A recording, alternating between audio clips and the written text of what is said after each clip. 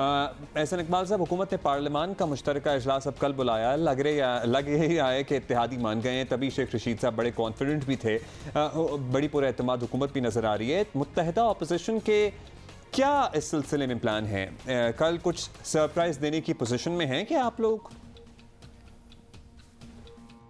دیکھیے، پہلی بات تو یہ ہے کہ حکومت جو لیجسلیشن بلڈوز کرنا چاہ رہی ہے یا یک طرفہ طور پہ کرنا چاہ رہی ہے، اس کا تعلق پاکستان کے الیکٹورل پروسیس سے ہے، اور انتخابی اصلاحات میں حکومت اکیلی سٹیک ہولڈر نہیں۔ اس سے قبل 2017 میں ہماری حکومت نے جب انتخابی اصلاحات کی تھی تو ہم نے تمام پارٹیز کے ساتھ مل کر قومی اتفاق رائے پیدا کیا تھا، اور جن چیزوں پر کنسنسس ہوا تھا انہی کو ہم نے لیجسلیشن کا حصہ بنایا تھا۔ جو کام حکومت کرنے جا رہی ہے، اگر اس کو درست تسلیم کر لیا جائے تو پھر پاکستان میں ہر آنے والی حکومت اپنی من پسند کے قوانین پاس کر کے انتخابات پہ اثر انداز ہونے کی کوشش کرے گی۔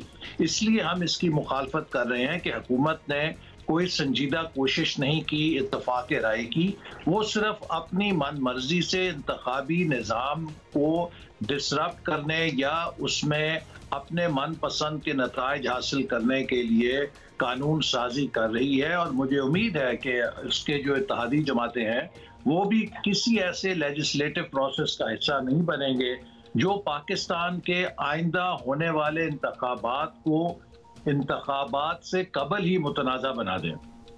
اچھا حسن اقبال صاحب، اپوزیشن تو متحد نظر آ رہی ہے لیکن اتحادی تو بظاہر حکومت کے ساتھ ہیں، تو شاید اب تک ہواؤں کا رخ جو ہے وہ تبدیل نہیں ہوا۔ آپ انتخابی اصلاحات کا بل روکنے میں ناکام ہو بھی جائیں تو کیا سینیٹ، قومی اسمبلی یا پنجاب میں عدم اعتماد کی تحریک کا آپشن استعمال کریں گے؟ دیکھیے، حکومت جس طرح کوشش کر رہی ہے، ابھی تک قطعی طور پہ ہم نہیں کہہ سکتے کہ اتحادی اس کے تمام لیجسلیٹو ایجنڈے پر شامل ہیں، چونکہ حکومت کی انتخابی اصلاحات میں بہت بے قاعدگیاں تھیں۔ مثال کے طور پہ چند ایسی آئینی ترامیم جن کے لیے 2/3 اکثریت درکار ہے، حکومت اسے بھی سادہ اکثریت کے ساتھ تبدیل کرنے کی کوشش کر رہی ہے۔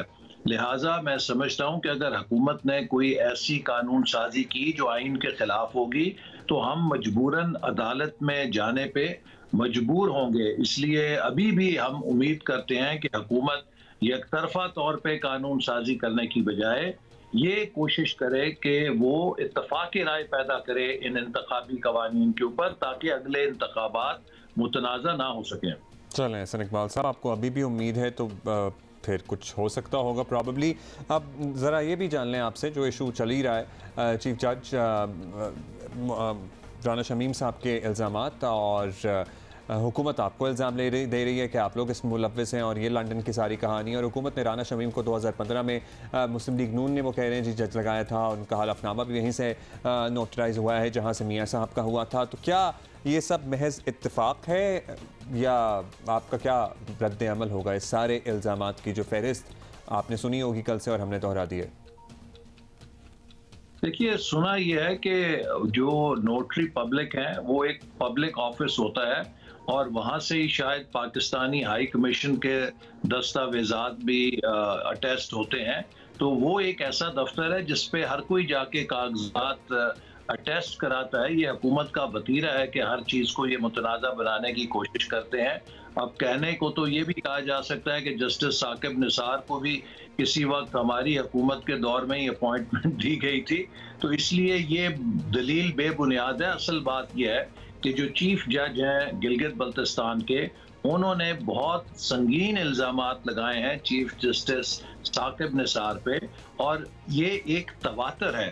سب سے پہلے آپ نے دیکھا جسٹس شوکت صدیقی نے اسی طرح کے الزامات لگائے، پھر جو احتساب عدالت کے ارشد ملک جج تھے، ان کی طرف سے بھی ایسی ویڈیو ٹیپ آئی جس میں انہوں نے کہا کہ انہیں بلیک میل کر کے فیصلہ لیا گیا ہے۔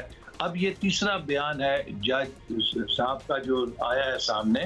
میرا خیال ہے کہ پاکستان کی عدلیہ کا فرض ہے کہ ان بہت بہت شکریہ ہم سے بات کرنے کا۔